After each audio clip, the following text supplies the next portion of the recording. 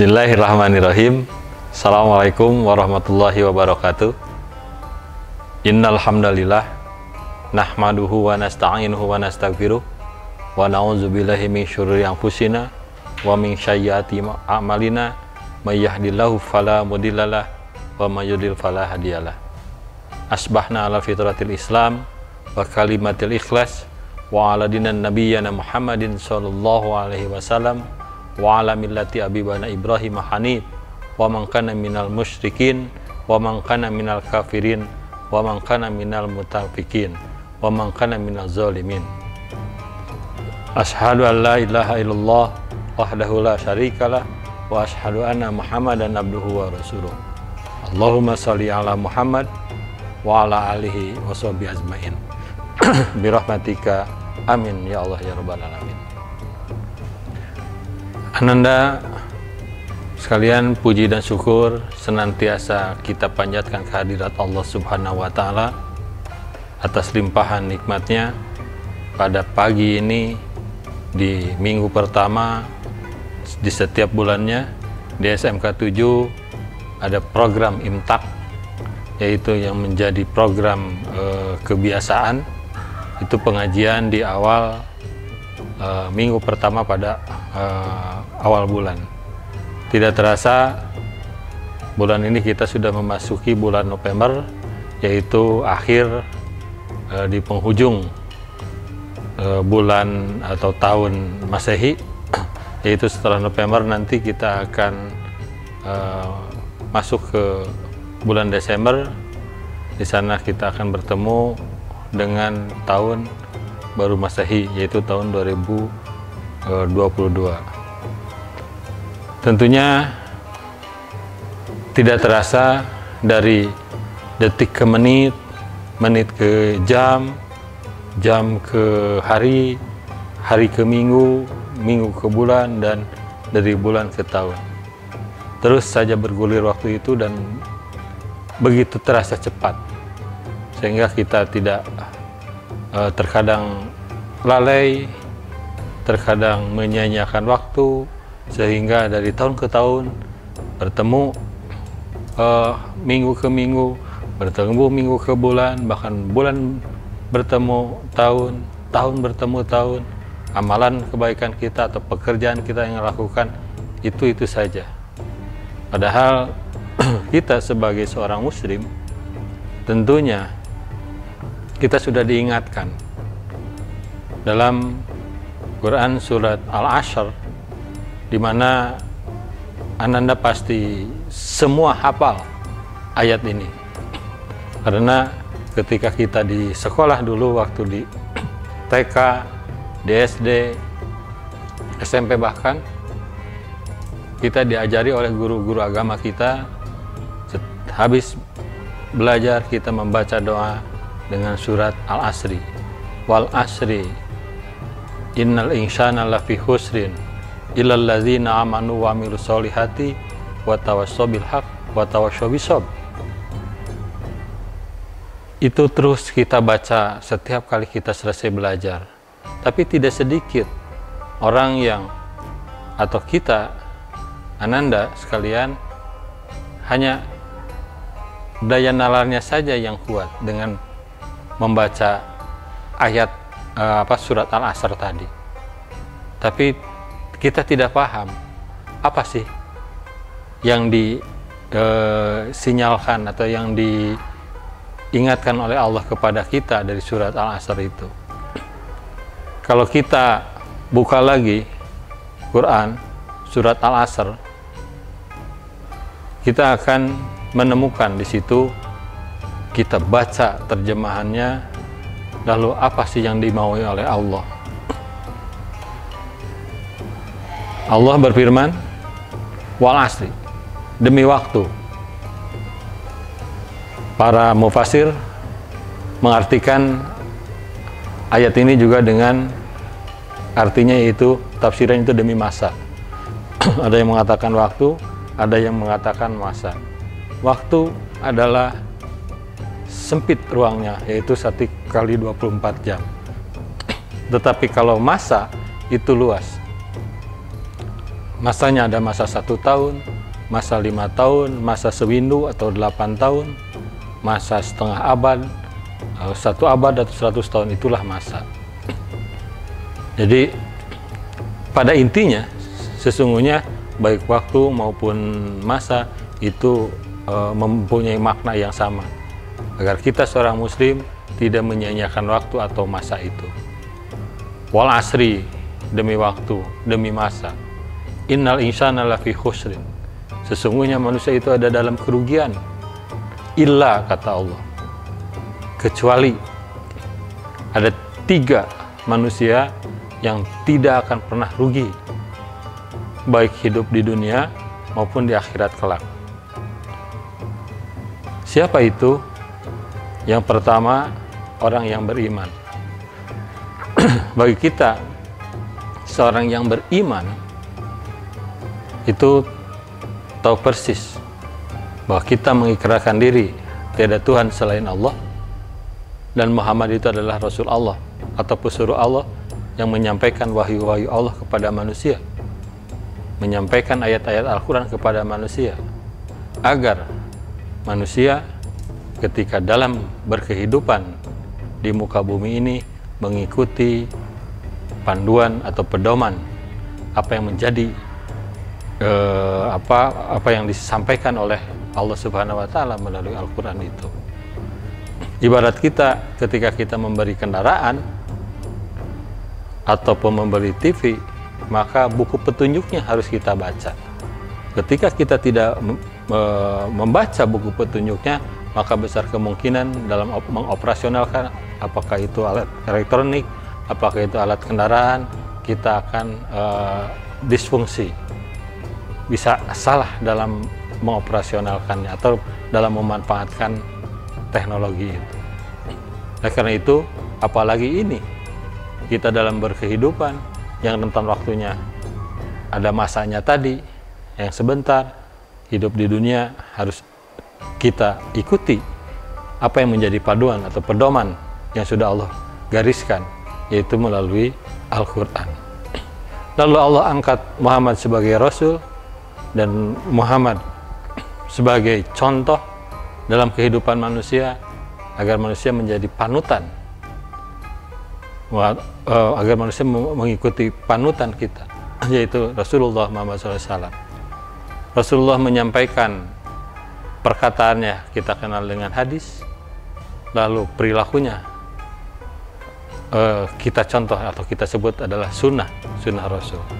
Jadi ketika Rasulullah menyampaikan suatu hukum, misalkan janganlah kalian makan minum sambil berdiri, maka Rasul yang pertama melakukan itu. Dia mengatakan dan dia melakukan. Mengatakan disebut hadis, melakukan disebut sunnah.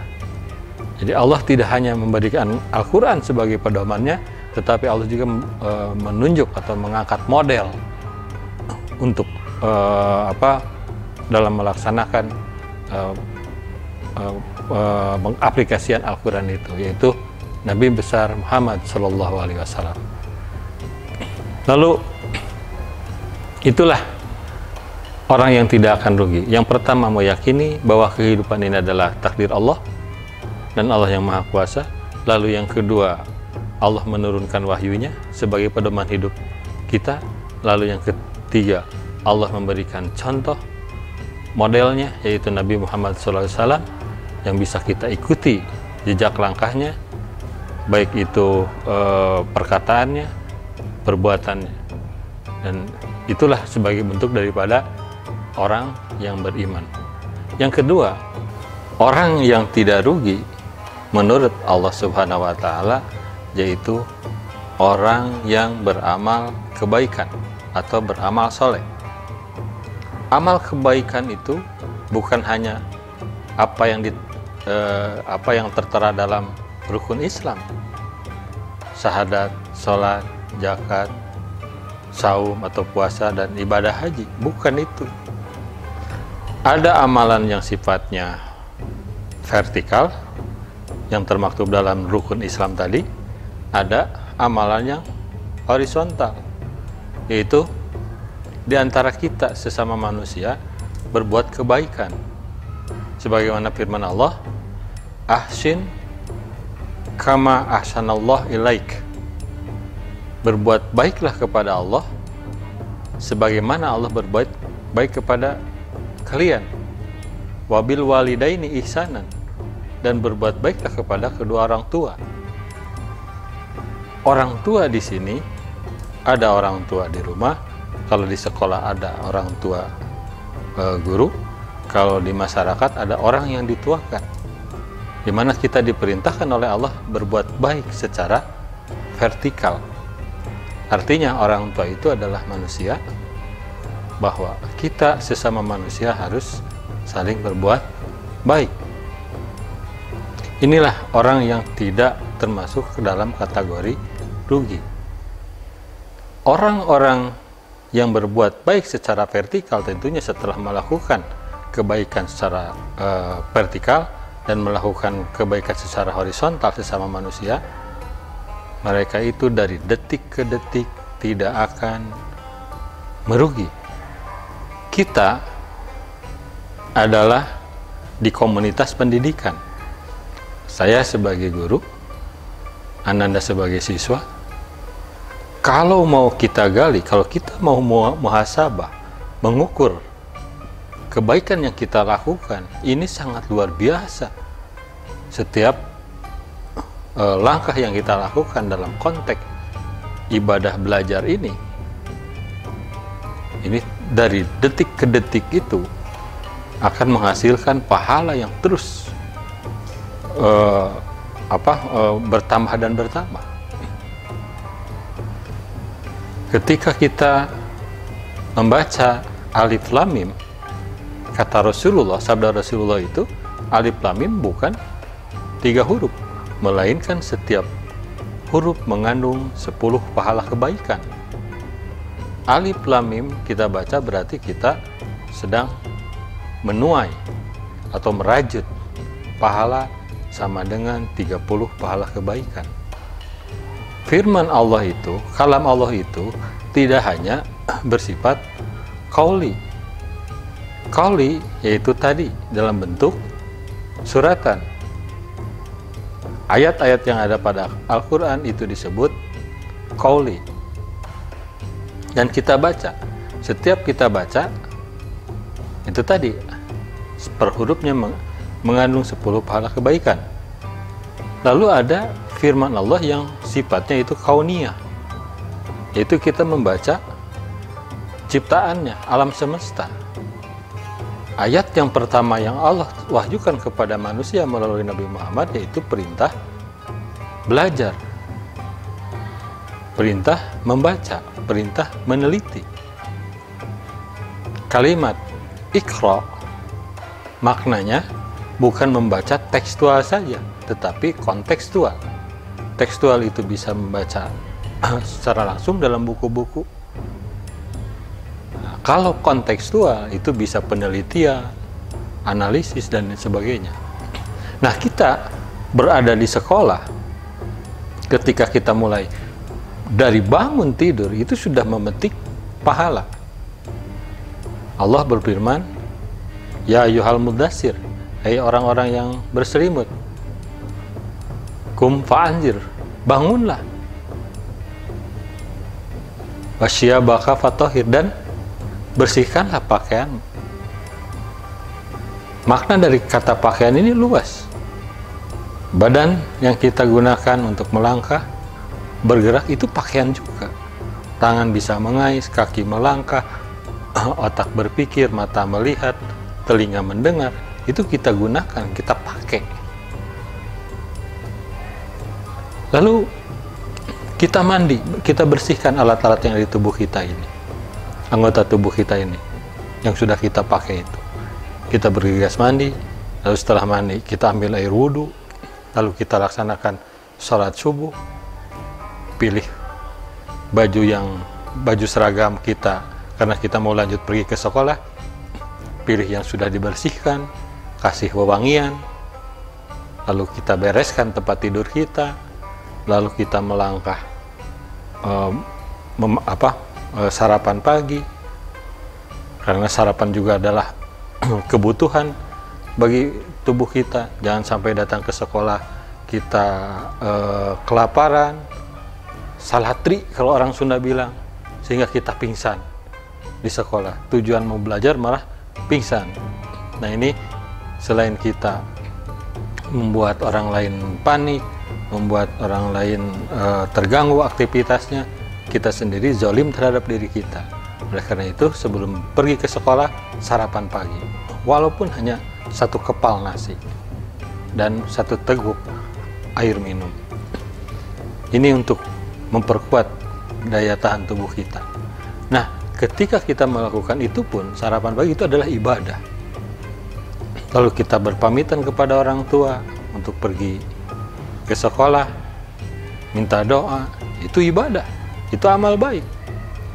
Keluar dari rumah bertemu dengan tetangga, kita ucapkan salam, senyum, itu ibadah. Dengan supir angkot, dengan gojek, kita tebar senyum, itu ibadah. Bertemu dengan guru di sekolah, bertemu dengan teman, lalu kita bersapa salam, itu ibadah, rangkaian semua ibadah. Masuk ke kelas, kita awali belajar dengan doa, itu ibadah. Kita belajar matematika, kita belajar fisika, kita belajar ilmu produktif sesuai dengan tujuan kalian di SMK 7, itu ibadah. Lalu dalam sela-sela istirahat sekolah, kita bergegas untuk melaksanakan sholat zuhur berjamaah, itu ibadah. Kita sampai di sekolah, pulang sore, kembali ke rumah, betapa banyak pahala yang kita ambil di situ. Sesungguhnya kalau kita mau menghisab diri setelah sholat isya, kita renung di atas tempat tidur kita, apa kebaikan-kebaikan yang yang dari mulai bangun sampai mau tidur lagi yang kita lakukan, itu bisa menjadi catatan buat kita. Tapi tentunya amalan itu akan menjadi ibadah ketika satu tadi harus didasari oleh keimanan, keyakinan bahwa ibadah kita hanya untuk Allah. Inna sholati wa nusuki wa mahyaya wa mamati lillahi rabbil alamin. Sesungguhnya salatku, ibadahku, hidupku dan matiku hanya kepada Allah kita serahkan. Maka setiap kali kita melakukan amalan kebaikan, maka dengan niat. Rasulullah SAW bersabda, innamal a'malu binniyah. Sesungguhnya pekerjaan itu tergantung kepada niatnya. Pekerjaannya baik, niatnya tidak baik, tidak akan menjadi kebaikan, dan bahkan tidak akan menjadi berkah. Pekerjaan baik, niat baik, tapi tidak didasari iman kepada Allah, maka itu akan menjadi sia-sia. Itulah yang pertama tadi, ketika kita berbuat baik itu,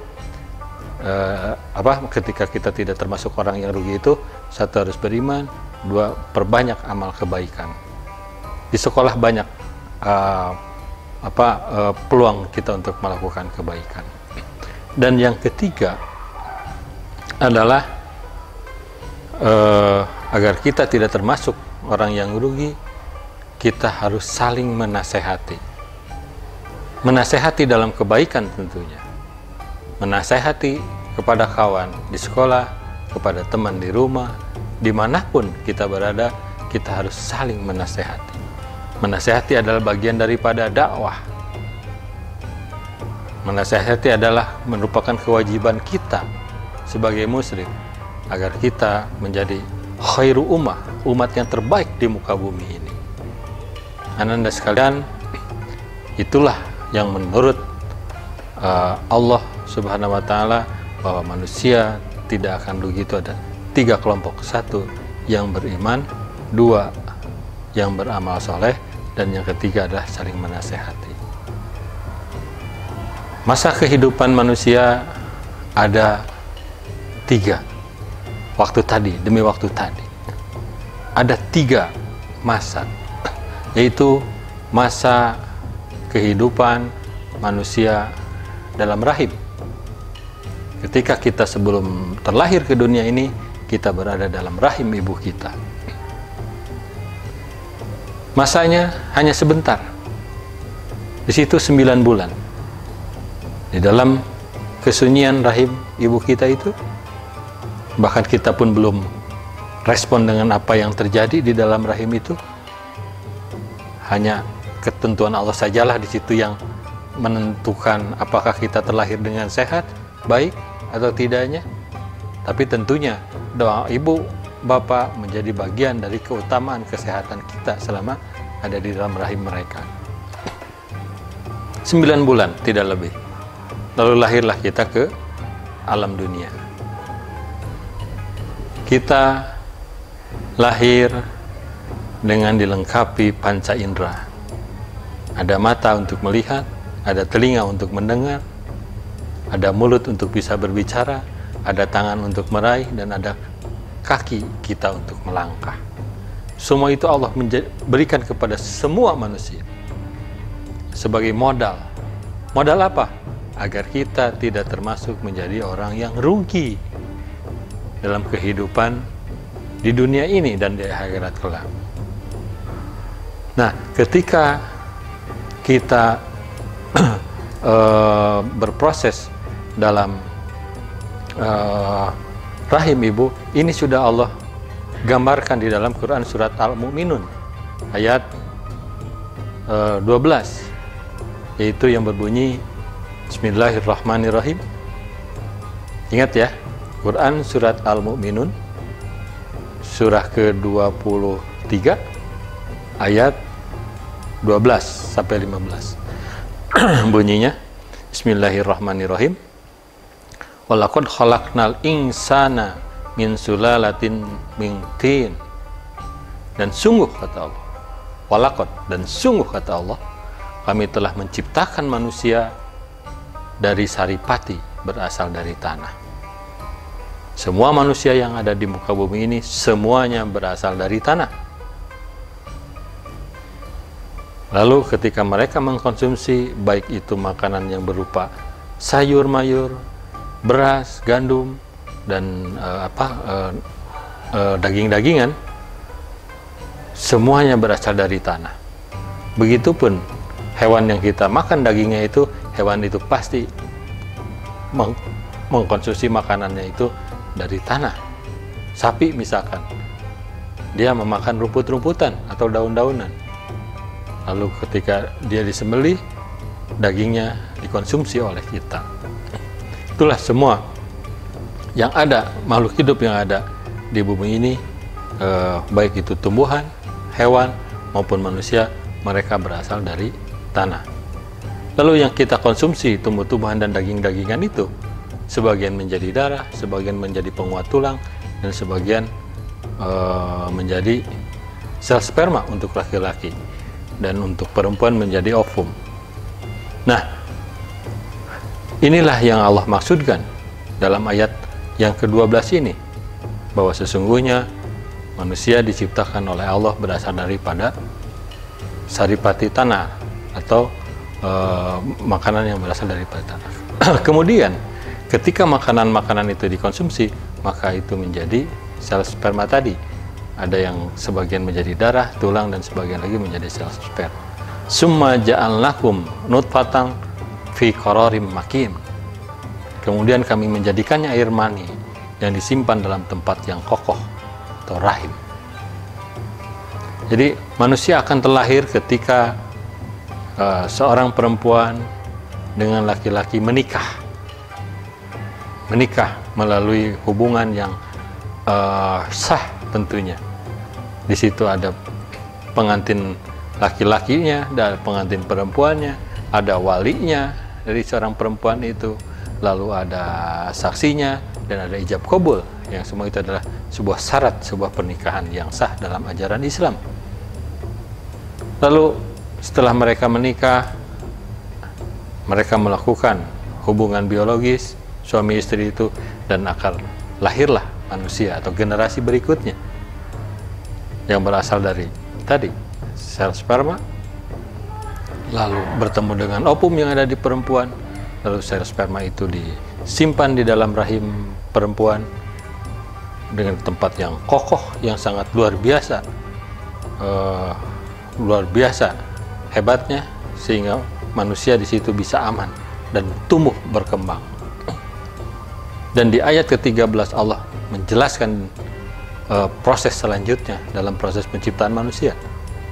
Summa khalaqna nutfatan 'alaqah wa khalaqnal 'alaqah mudghah fa khalaqnal mudghah izaman fa kasawna izaman lahman summa ansha'nahu khalqan akhar fatabarakallah ahsanul khaliqin. Allah menjelaskan, kemudian air mani itu kami jadikan sesuatu yang melekat. Melekat itu lalu kami jadikan segumpal daging. Daging itu menjadi tulang, dan tulang itu dibungkus oleh daging. Lalu kemudian kata Allah, kami menjadikannya makhluk yang berbentuk lain. Kenapa manusia disebut berbentuk lain? Karena memang manusia adalah makhluk yang unik dibanding dengan makhluk-makhluk Allah lainnya. Kita pada dasarnya manusia sama dalam konteks bentuk. Ada tangan yang dengan 2 tangan, dengan telapaknya dan jarinya dari setiap tangan yang kanan 5, tangan kiri ada 5 jari, begitupun dengan kaki. Semua manusia sama. Hidungnya di depan dengan 2 lubang, telinganya di samping, mulutnya 1 di depan, semua bentuknya sama. Tapi yang uniknya adalah setiap muka atau wajah manusia berbeda. Tidak ada satupun yang sama. Kalau mirip boleh. Yang kembar saja itu tidak sama. Tapi mereka hanya mirip. Dan di ayat akhir Allah katakan di dalam ayat ke-13 ini, ke-14 ini, fatabarakallahu ahsanul khaliqin. Allah menyebut dirinya Maha Suci Allah, pencipta yang paling baik. Ini luar biasa kemahaakbaran Allah dalam menciptakan manusia.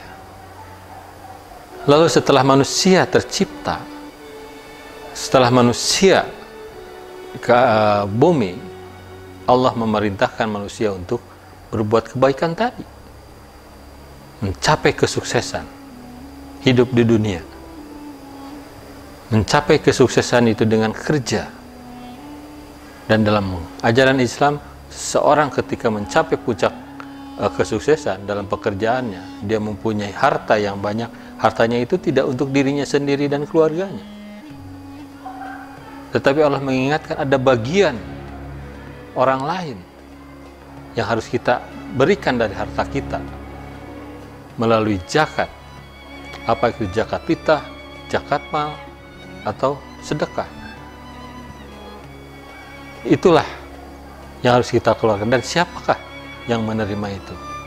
Dalam Quran surat Al-Maun jelas Allah menegaskan, 1. orang yang miskin, 2.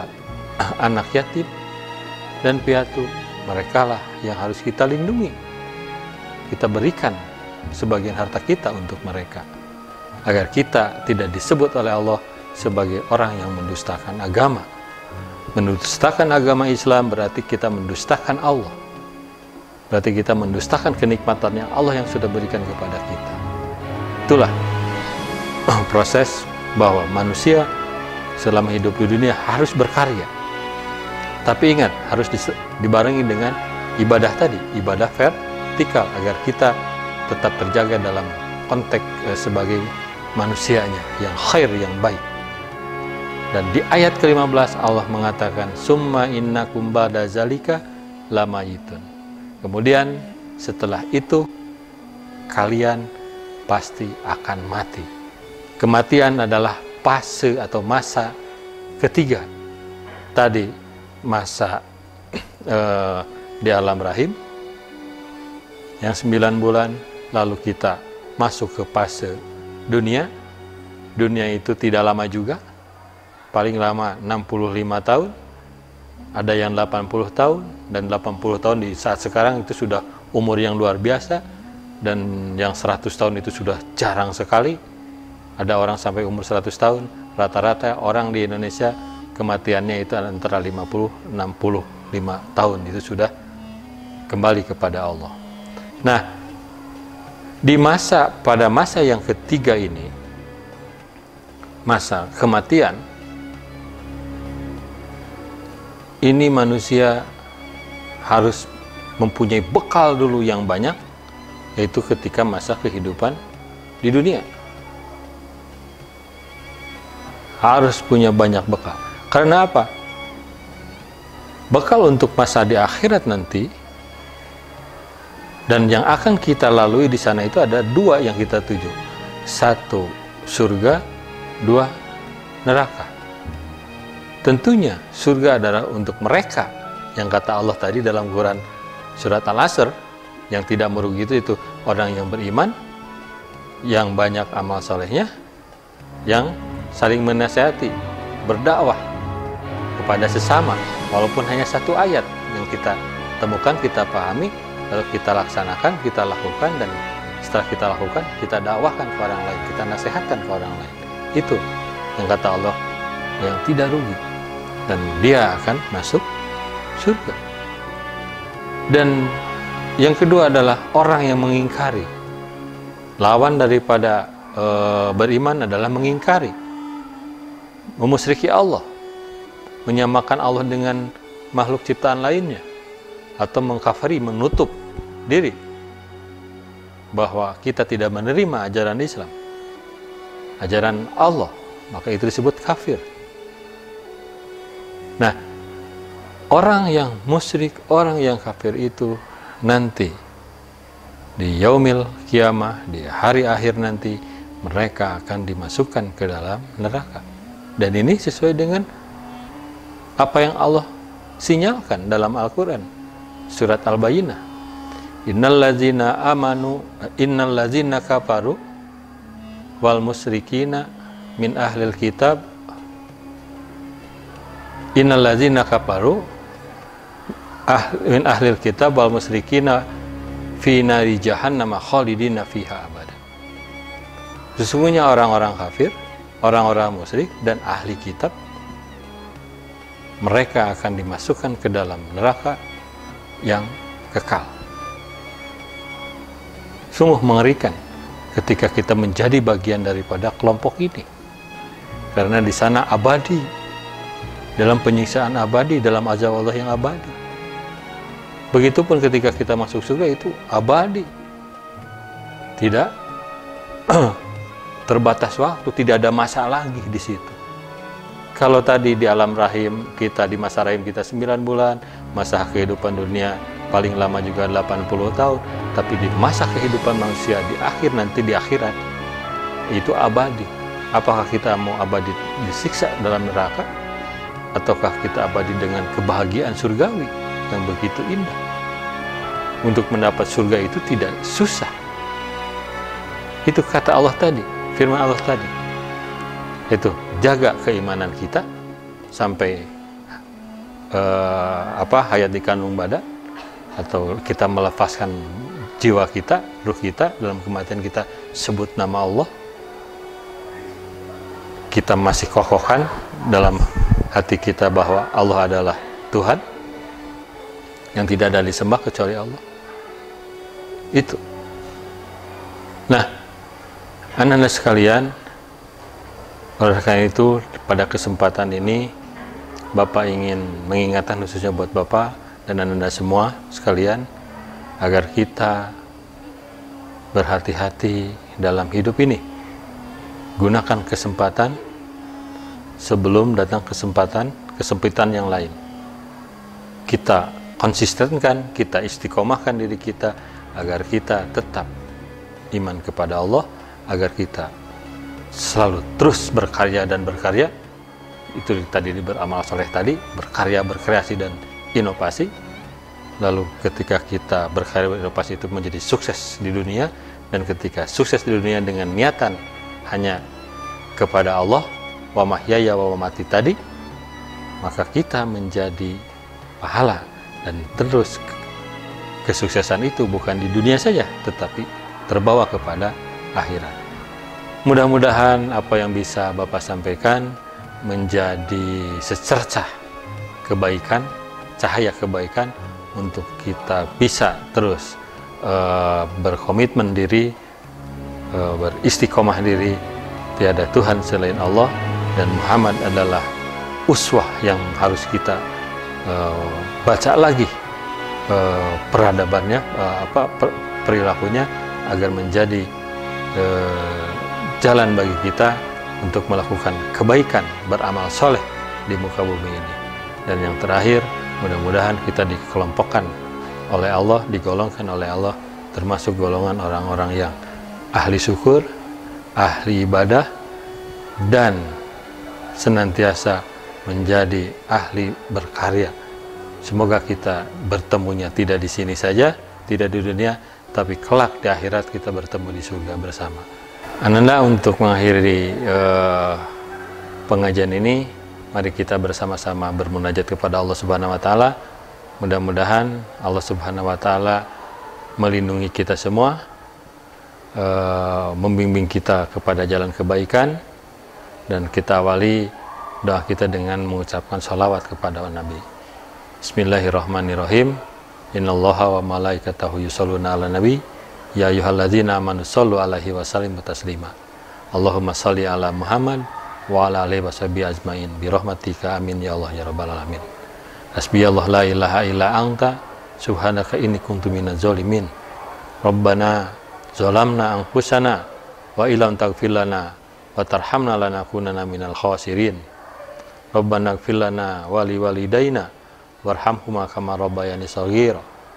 Allahumma ighfir lil muslimina wal muslimat, mu'minina wal mu'minat, an ahya'i minhum wal amwat. Rabbana hab lana min azwajina wa dzurriyyatina qurrata a'yun waj'alna lil muttaqina imama.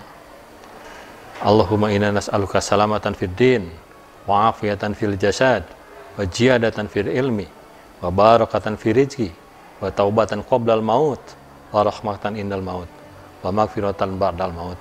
Allahumma hawin alaina fi syaqaratil maut wa najata minan nar wal afahinal hisab. Rabbana la tuzigh qulubana ba'da idh hadaitana wa hab lana min ladunka rahmah innaka antal wahhab. Rabbana atina fid dunya hasanah wa fil akhirati hasanah wa qina azabannar. Subhana rabbika rabbil izzati amma yasifun wa salamun alal mursalin walhamdulillahi rabbil alamin. Amin ya Allah ya rabbal alamin. Baik, terima kasih teman-teman Ananda semua atas perhatiannya. Mudah-mudahan kita bertemu di lain waktu pada kesempatan yang berbeda. Terima kasih. Assalamualaikum warahmatullahi wabarakatuh.